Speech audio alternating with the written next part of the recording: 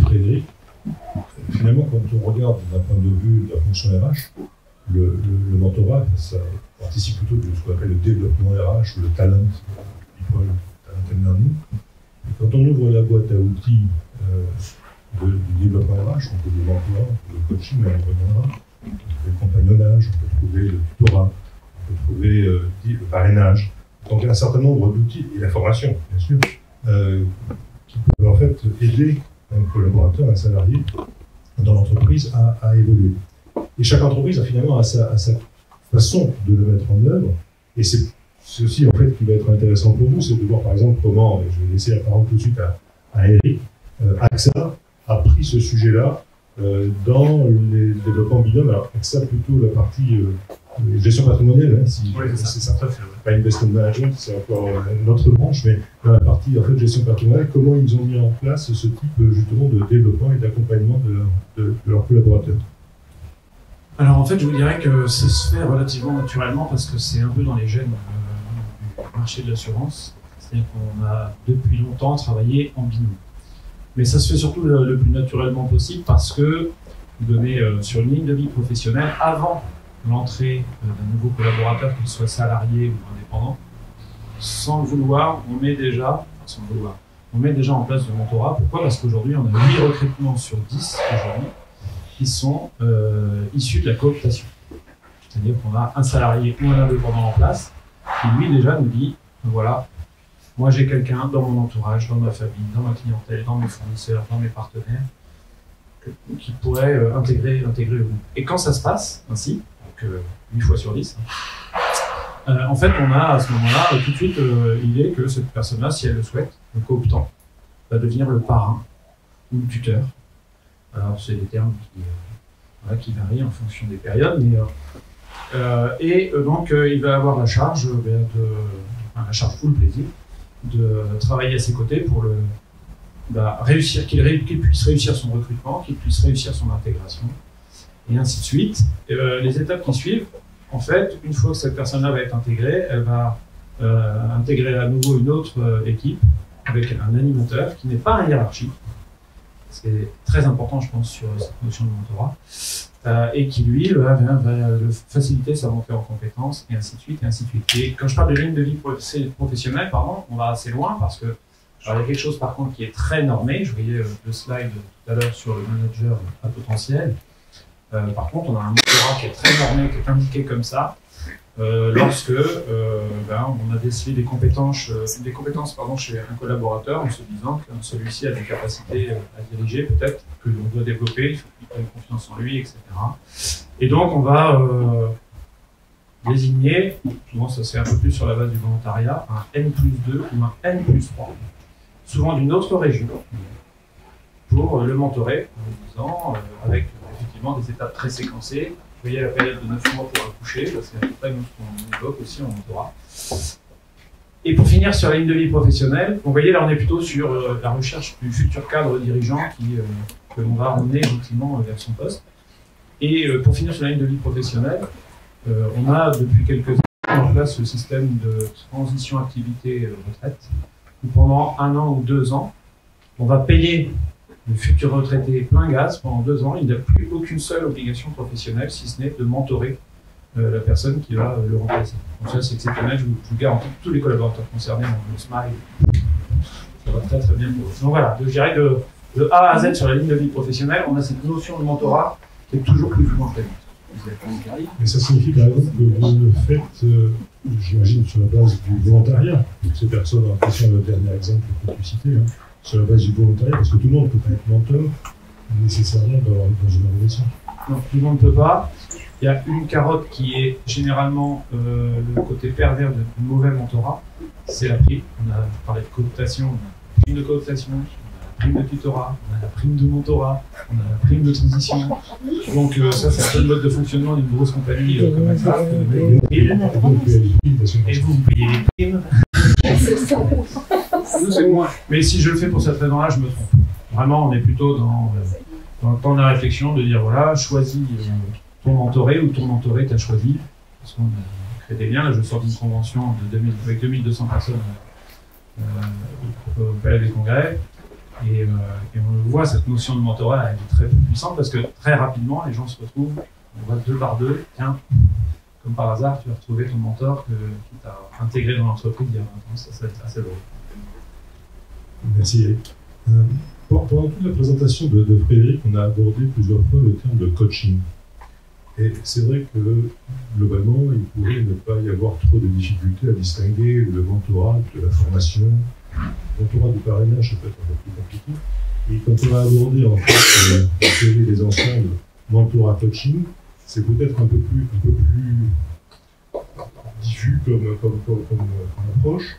Et c'est intéressant en fait de ce point de vue-là de voir. D'ailleurs, je ne sais pas si vous avez vu sur le diagramme tout à l'heure qu'a présenté Frédéric, il a essayé de numéroter de 1 à 5 les capacités et puis le 5 c'était le coaching, il n'y était pas. Et justement, en fait, c'est peut-être parce que François va nous dire où il estime situer en fait le coaching dans cette approche-là. Et ce n'est pas un combat, hein, on n'est pas coach contre mentor, hein, c'est pas un ring dans lequel vont s'affronter les deux. C'est simplement de bien positionner l'un et l'autre de cet apport, parce qu'on est toujours dans la boîte à outils de l'accompagnement, et comment en fait dans cette boîte à outils on fait le meilleur choix possible entre l'un ou l'autre.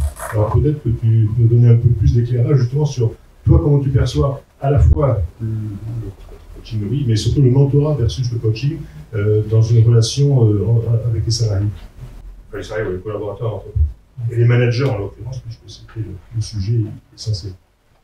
Alors, je vais peut-être déjà commencer par dire que le mentorat est une très bonne solution en entreprise et que c'est quelque chose sur lequel je suis plus que favorable.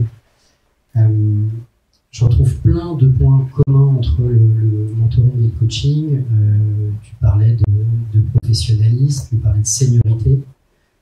C'est pas obligatoire, mais ça permet quand même un certain positionnement. De réflexivité, donc voilà, le coaching c'est une culture anglo-saxonne, donc on est sur une culture de résultat aussi. Il y a aussi le fait d'une création forte de relations entre la coachée et le coach. Et les sujets qui ont été évoqués, on les retrouve également dans le coaching. Jusqu'à la durée, puisque en gros, hein, quand on parle de coaching individuel, on est sur 9 mois aussi. La différence de porte d'entrée que je vois importante entre le mentorat et le coaching, c'est notamment sur un sujet qui est la motivation. J'ai une définition que m'avait donnée un prof et un coach qui s'appelle Daniel Grosjean, qui disait que le coaching, c'est travailler la demande jusqu'à ce que le vouloir soit clair. Vous savez dire quoi ce jargon-là? Ça veut dire qu'à un moment donné, vous pouvez avoir toutes les demandes sur des compétences possibles, d'augmentation potentielle possible. Si la personne fondamentalement n'a pas envie de faire le job, et c'est bien la leçon de son plein gré, hein, c'est pas j'ai pas envie de le faire, c'est on me donne une promotion, on me donne une direction à gérer, mais au final, il y a un truc qui ne prend pas, quoi. J'ai le cas d'une directrice dans le domaine de l'assurance, qui est une superbe experte, qu'on a fait évoluer dans un poste de direction. Voilà, ça fonctionne très très bien, il n'y a aucun problème sur le fait de pouvoir y arriver. Mais au final, quand on creuse, on se rend compte que fondamentalement, elle n'a pas envie, quoi. Mais elle ne sait pas comment le dire, elle ne sait pas comment se dépatouiller avec ses valeurs, ce qu'on lui a transmis, le fait que pour réussir, le directeur, c'est un Graal.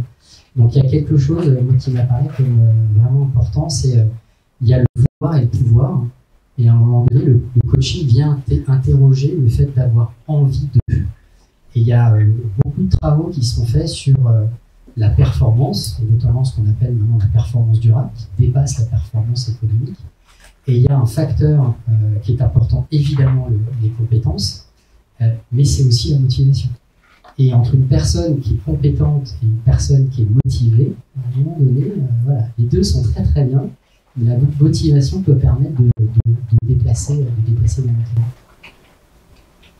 Si dans une situation donnée, et je pose ensuite la même question à Frédéric, si dans une situation donnée, tu as une personne en face de toi, son manager, sa directrice, son directeur est parti dans le coaching, et toi tu penses que c'est plutôt du mentorat qu'il faudrait, comment tu abordes en fait ce point-là, et comment tu fais la différence? Et je poserai la même question ensuite à Frédéric Arnaud, si on est allé vers les choses d'entourage et qui pense que c'est plus du coaching, comment vous faites le départ entre les deux en fait?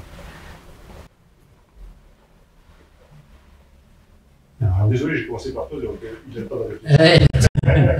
Non, mais encore une fois, c'est pas une course à l'échalote. Hein. Moi, il y a des cas où clairement j'ai refusé de faire des coachings en disant bah non, on n'est pas sur une demande de coaching, on est probablement plus sur quelque chose qui a trait à la formation, on est plus sur quelque chose qui a trait au conseil, ou potentiellement, j'avoue que je l'ai pas dégainé, mais le mentorat peut être effectivement une solution. C'est vraiment très, parler du contexte, c'est très contextuel. Te donner une réponse comme ça, c'est compliqué. Mais on parlait d'accélération de compétences. Et le type de relation construite n'est pas le même. La manière de construire le dispositif, l'expérience collaborateur dans l'entreprise, il n'est pas foutu pareil.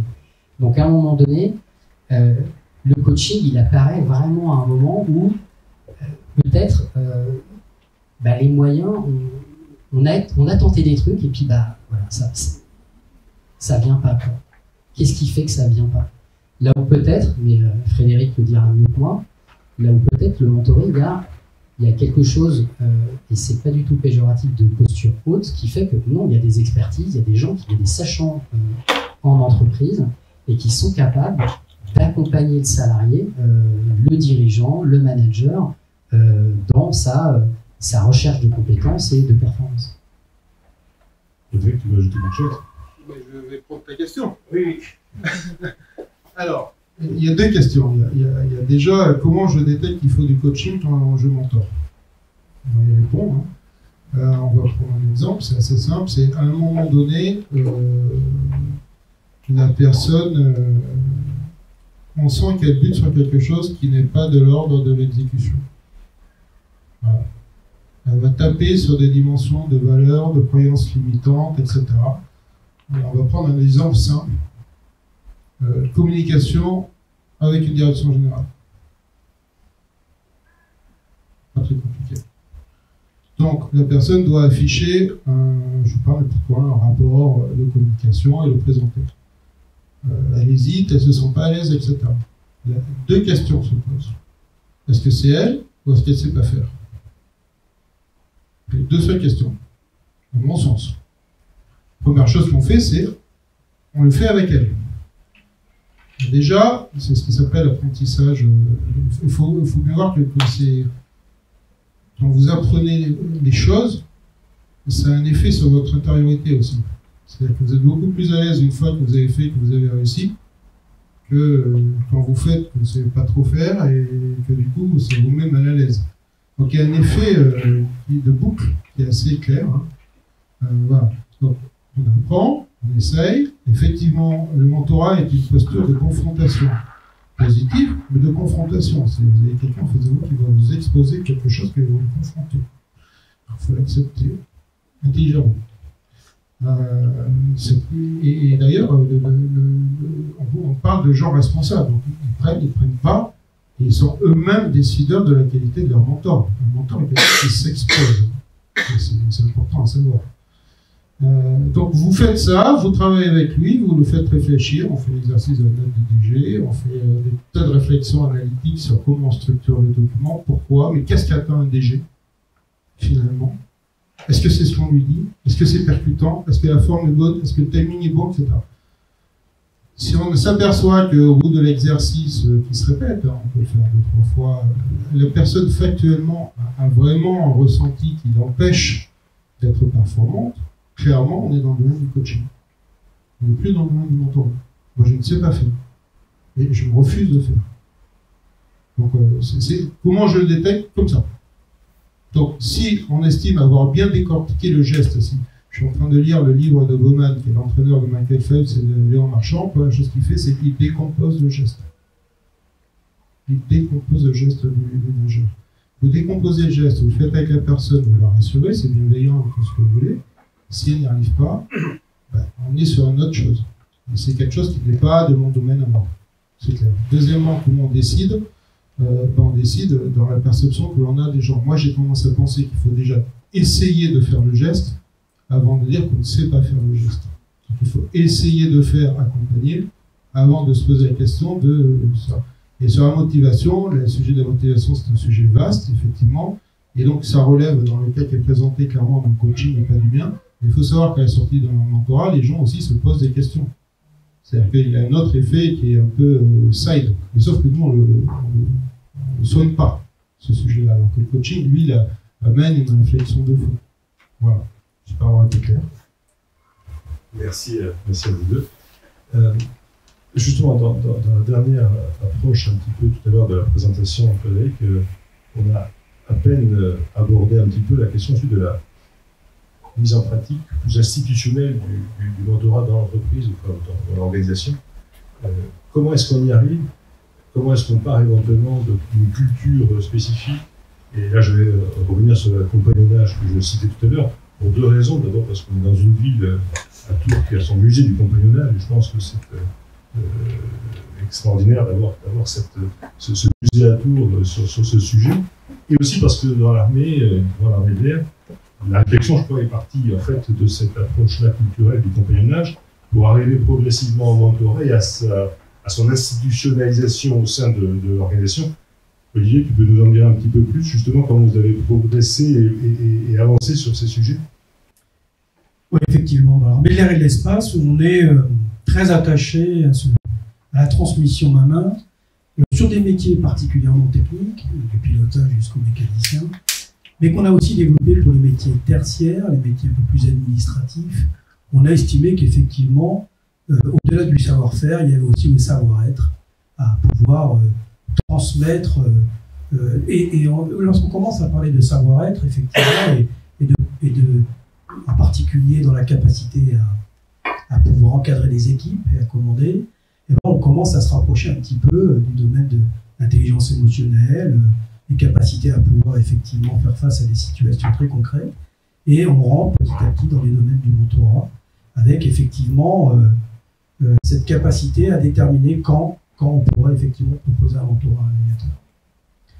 Alors, souvent je prends l'image de l'armée de l'air et de l'espace comme étant un bain de transmission. Effectivement, lorsque je vais rester sur cette métaphore fluide, moi, en tant qu'aviateur, j'ai passé ma vie, entre 75 et 80% de ma vie d'aviateur, à recevoir et à transmettre. Et 75% et 80%, c'est à peu près le pourcentage d'eau qu'on a dans le corps. Et c'est fondamental parce que, en fait, c'est le cœur de l'armée de l'air. C'est pour cette raison que nous sommes venus assez naturellement à essayer d'institutionnaliser le mentorat au profit, dans un premier temps, des officiers, en particulier colonels, qui allaient avoir une deuxième partie de carrière beaucoup plus orientée sur du réseau, sur des dimensions politiques, du commandement de haut niveau, et cette capacité, effectivement, à pouvoir appréhender de nouveaux environnements.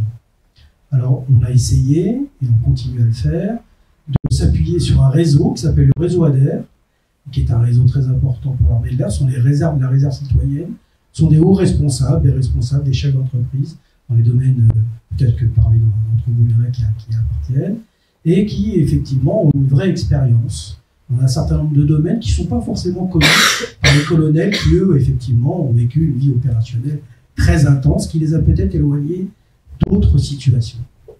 Et le mentor est là, effectivement, pour essayer de faire grandir cet officier très supérieur qui est souvent voué à des grades supérieurs de généraux. Et là, je reviens à ce que tu disais, c'est que ça permet aussi de préparer un certain nombre de hauts potentiels à des charges importantes. Alors, qu'est-ce qu'on a mis en place? Alors, dans l'armée de l'air, bien évidemment, compagnonnage, parrainage, tutorat.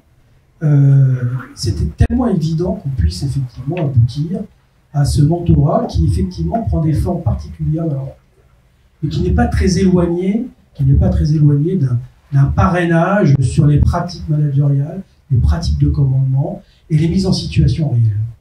Je pense que tu as tout dit, effectivement, il faut s'appuyer sur des situations réelles, et Dieu sait que nous avons des situations réelles.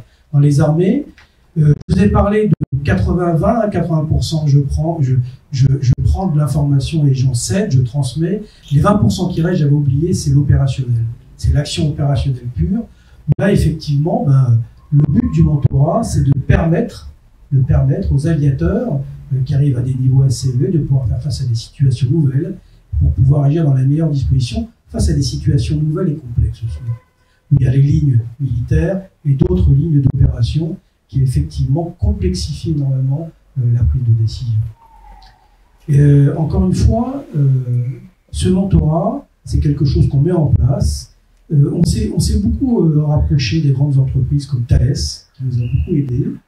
Et on a regardé qu'est-ce qui pouvait nous manquer pour pouvoir améliorer deux grades, deux asymptotes pour tout responsable de formation, qui sont l'individualisation et le continuum de parcours de formation. Le mentorat va nous permettre d'investir sous le mode de l'infusion, avec intelligence et souplesse, investir ces zones d'amélioration vers ces deux asymptotes. Il n'y a pas plus personnalisé qu'un mentorat. On ne peut pas faire mieux. Et encore une fois, ce positionnement, l'intelligence de positionnement du mentorat pour préparer les gens améliore énormément le continuum. Donc derrière ça, il y a une prise de compétences réelle. On essaye de mesurer les résultats dans des situations de commandement réel. Et encore une fois, on commence à mettre en place ce mentorat. On est particulièrement attentif à ces résultats, puisque l'idée est de concerner tous les officiers qui passent le grade de colonel. Dans l'armée, l'officier, je ne sais pas si on parle d'officière. Bien sûr. L'officière. Justement, est-ce qu'il y a aussi en fait une forme de mentorat spécifique pour le leadership féminin, par exemple? Oui, on a mis en place effectivement. Alors, c'est plutôt les armées, plutôt que l'armée de l'espace, on a profité. On a mis en place effectivement d'inclusion, de moyens de pouvoir donner les moyens de faciliter une transmission de compétences dans un monde qui pouvait paraître un peu difficile pour intégrer des personnels féminins.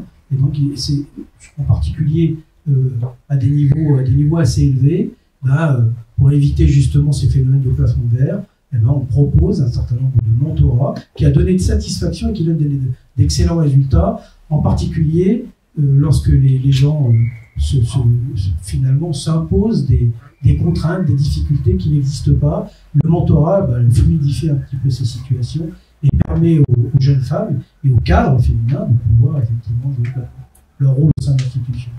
Donc ça a été même précurseur avant le mentorat qu'on propose au colonel. On a quasiment un tableau presque complet de l'ensemble des pratiques. Il reste simplement une voix à écouter finalement, c'est la voix de celui qui en a bénéficié. Tout peut être magnifiquement mis en œuvre, mais in fine, quelle est la restitution et comment finalement une personne qui a bénéficié d'un mentorat, pas n'importe quel mentorat, le mentorat, il s'est en 23 en l'occurrence, mais comment en fait... Pas n'importe quel mentorat. Donc comment en fait, quels sont finalement, et là je vais m'adresser à mon voisin direct Philippe, deux Philippe, il y a plusieurs Philippe, voilà. Donc, quels sont les principaux enseignements que tu as retenus? Qu'est-ce qui éventuellement aussi t'a manqué? Parce que tu n'es pas dans le monde parfait, il y a des choses qui ne t'ont pas été apportées par le mentorat et que tu aurais aimé que ça soit apporté, mais sur les deux aspects, en fait, qu'est-ce que tu en as retenu? Qu'est-ce que tu en as bénéficié? De quoi as-tu bénéficié réellement? Le premier point que tu citerais, et éventuellement aussi en termes d'attentes qui n'ont pas été comblées. Merci beaucoup Frédéric pour ce mentorat, parce que clairement c'est quelque chose que j'ai beaucoup apprécié. J'avais bénéficié de deux mentorats en plus, coup sur coup. La première chose qui me vient à l'esprit, c'est quand tu parlais tout à l'heure de la compétence, c'est dans une situation donnée. Moi j'ai commencé ma carrière au niveau de la DSI. J'ai été jusqu'à des directions de projets d'assez grande envergure, et j'étais considéré dans ce milieu-là comme relativement compétent. Et quand je suis arrivé dans les équipes de consulting interne, où j'ai continué à faire de la gestion de grands projets ou de programmes, c'était une envergure différente parce que je ne gérais plus uniquement une technicité IT, mais je devais gérer quelque chose, comme tu disais tout à l'heure, multidirectionnel avec de l'IT, des lignes métiers, des fonctions, que ce soit le risque, la finance, la conformité. Et là, ma compétence, elle était beaucoup moins forte puisque j'avais pas tout ce qui me permettait d'être efficace là-dessus, en particulier la gestion de l'écosystème. Et le mentorat m'a apporté beaucoup là-dessus puisqu'on a travaillé pendant 1 an et demi avec Frédéric sur interagir avec mon écosystème, beaucoup plus que sur les compétences de savoir gérer un planning, un budget, ainsi de suite, que je savais déjà faire, mais interagir avec mon écosystème dans de l'interpersonnel, dans de la façon de passer des messages de façon beaucoup plus efficace, beaucoup plus pertinente, avec beaucoup plus, tu disais, de concret. C'était vraiment un sujet très très intéressant et très important. Et ce que ça m'a apporté, c'est beaucoup de travail dans un premier temps, parce que tu prenais l'exemple tout à l'heure d'une note pour le DG, sur une mission sur laquelle je n'étais pas satisfait du résultat, je souhaitais faire une note à la DG en disant voilà ce qui manque pour vraiment aller au bout de l'exercice. La première note que j'ai faite avec ces 14 pages, Frédéric m'a dit ça ne sera jamais lu, tu dois en faire une seule page. Et j'ai dû travailler pendant 2 semaines à refaire cette note, sous le contrôle de Frédéric, qui me disait à chaque fois non, tu es pur, tu peux être plus pertinent, ainsi de suite, pour arriver au final à une page. C'est quelque chose que j'aurais jamais fait sans un mentor qui était derrière, qui avait cette compétence de me dire pourquoi ça ne marche pas, pourquoi il y a des choses en trop, pourquoi il y a des messages qui ne sont pas pertinents dans ce que je passe. Alors, on me dit beaucoup de travail parce que je crois que j'avais goûté entre 15 et 16 heures pour réécrire une note pour arriver à une page à la fin. L'exercice était assez très formateur entre autres. Donc vraiment, ça a été beaucoup d'exercices comme ça. Et 1 an et demi à travailler ensemble. Tu as passé 1 an et demi à me faire travailler. Et ensuite, on n'avait plus de relations professionnelles. Mais des relations personnelles, on a continué à en avoir, à se voir régulièrement.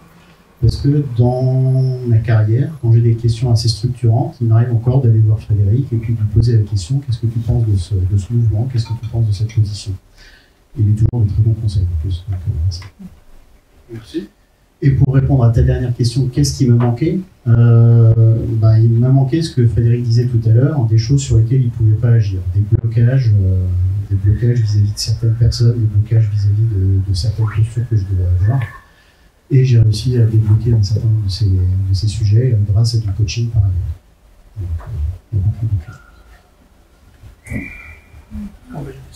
On a à peu près le tour du sujet et l'heure aussi qui tourne, donc je suis conscient de cette contrainte temporelle.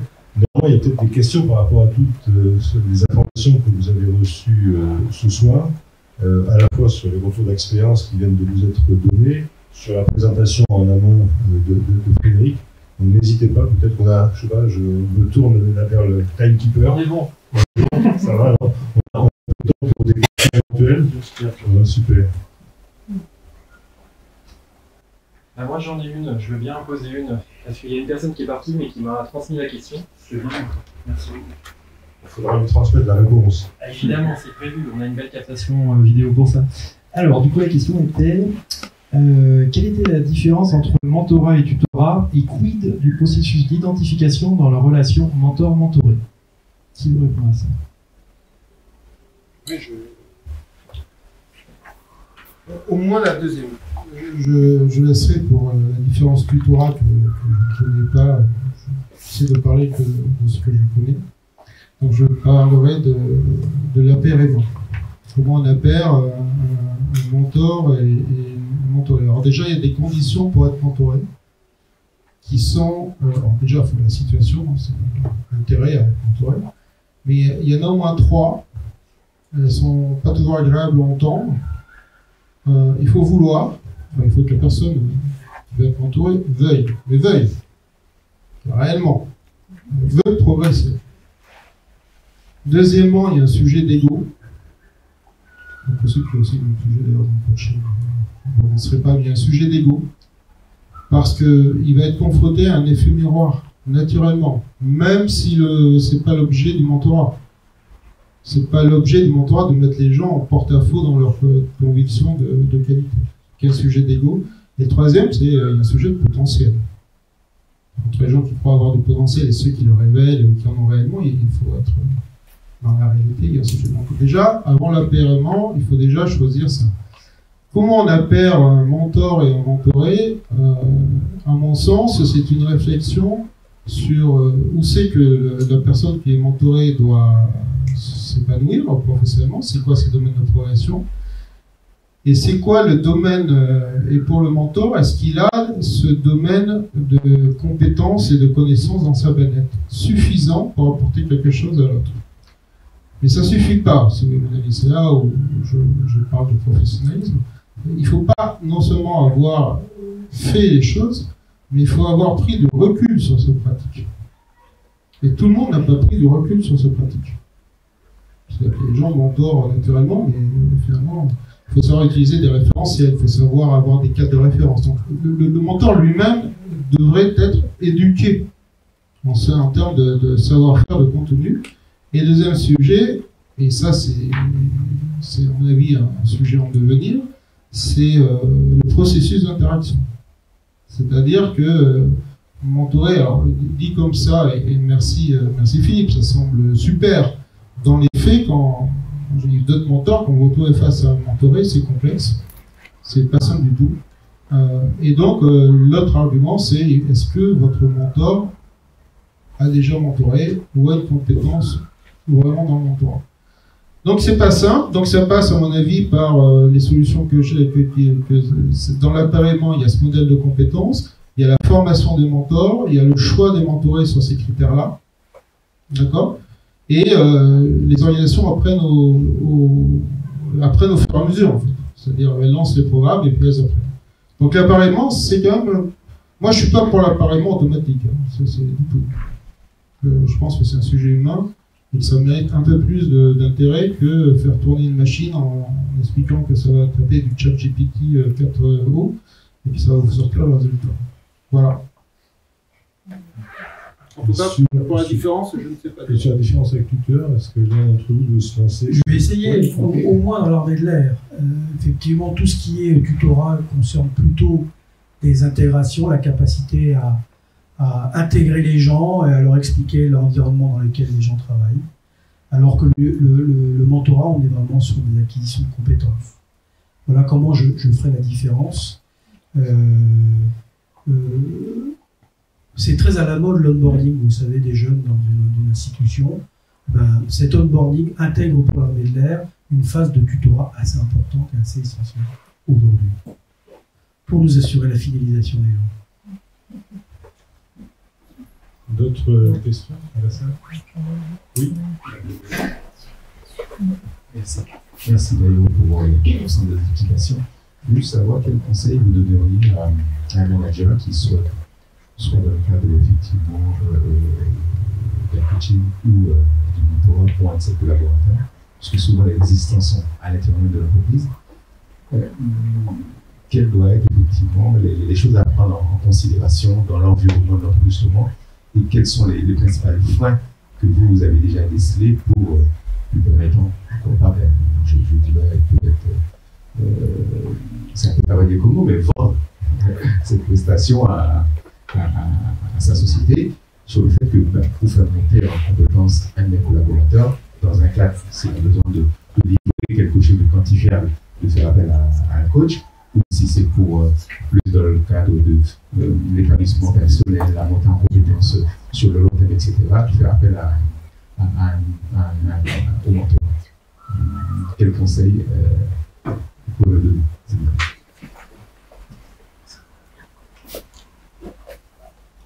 Alors, ne précipitez pas sur moi je peux donner une réponse. Hein, des éléments de réponse, si c'est une réponse.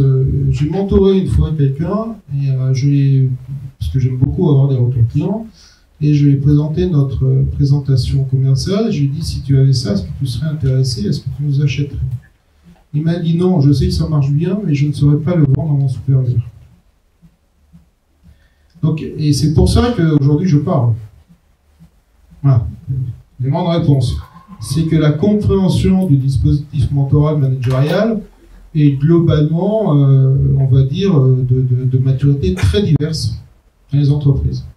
Donc vendre une prestation de mentorat demande voilà, une pratique, une clarté de discours, une justification économique par rapport à des éléments tels que le conseil, par exemple, et non le coaching.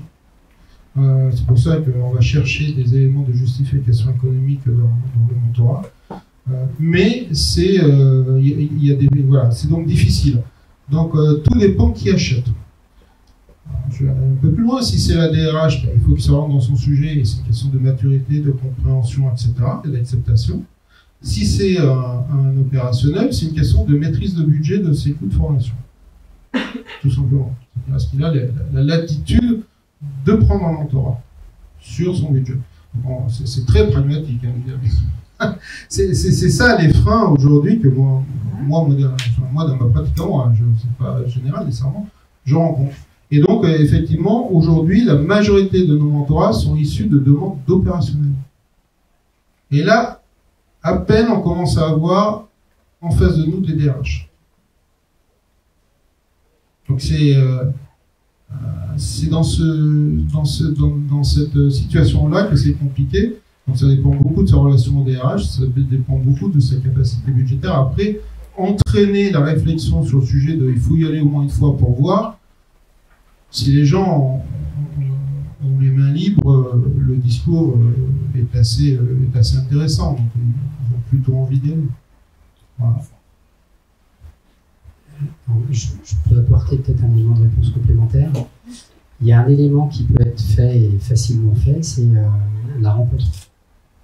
C'est-à-dire qu'à un moment donné, comme on peut avoir, et je vous incite à le faire, dans le choix d'un coach, le fait de ne pas rester sur une personne, mais de rencontrer plusieurs coachs pour savoir si ça le fait, dans les deux sens d'ailleurs, pourquoi pas être en position de rencontrer à un moment donné un coach et de voir ce que ça dit, le fait de travailler éventuellement avec ce coach dans un processus de coaching qui est très différent du processus de mentoring et vice-versa. Et l'autre chose, ça peut être aussi de rencontrer un mentor. Pour ce qui est de le coaching, je ne sais pas pour le mentoring, la première séance de coaching est toujours gratuite. En tout cas, c'est une pratique que j'ai parce que on ne peut pas présager du fait que ça marche. Donc, d'un côté comme de l'autre, donc c'est important qu'il y ait cette première rencontre. Pour parler du mentoring, je pense qu'on peut rajouter quelque chose, c'est que la personne qui doit bénéficier du mentorat, il faut qu'elle en ait vraiment envie. Et ce que disait tout à l'heure Frédéric, il y a un côté, on va être beaucoup remis en question quand on est mentoré sur notre compétence interne. On arrive avec, pensant qu'on n'est pas si mauvais, et puis on se rend compte que finalement on n'a pas ce niveau, le niveau d'exigence est beaucoup au-dessus de celui qu'on avait intrinsèquement au départ. Donc avant d'aller vendre ça à un manager, à une DRH, si la personne qui veut bénéficier de ce mentorat n'est pas intimement convaincue qu'elle en a besoin et qu'elle n'est pas prête à faire ses efforts et puis à mettre son ego de côté pour pouvoir bénéficier du mentorat, ça va être difficile. Ça risque d'être un échec. Juste rajouter. Et c'est un élément important, le mentorat vous permet de fixer des exigences. Ça, c'est très important. C'est-à-dire, c'est pas juste un accompagnement, en tout cas celui qu'on pratique. Ça permet de fixer des exigences sur la pratique managériale. Et donc, et tu as tout à fait raison, tu l'as dit, c'est important, et je pense que c'est la même chose dans l'armée. C'est-à-dire, l'idée, c'est l'exigence. C'est quel niveau d'exigence on veut sur le plan managérial. Et le mentorat est un outillage qui permet, c'est prétentieux, mais en tout cas qui permet d'aller vers ce niveau d'exigence. Le plus important, ça va être déjà de remercier Frédéric pour cette belle conférence et aussi les invités d'avoir participé à cette table ronde. Donc vraiment un grand merci à vous. Je pense qu'on peut les applaudir.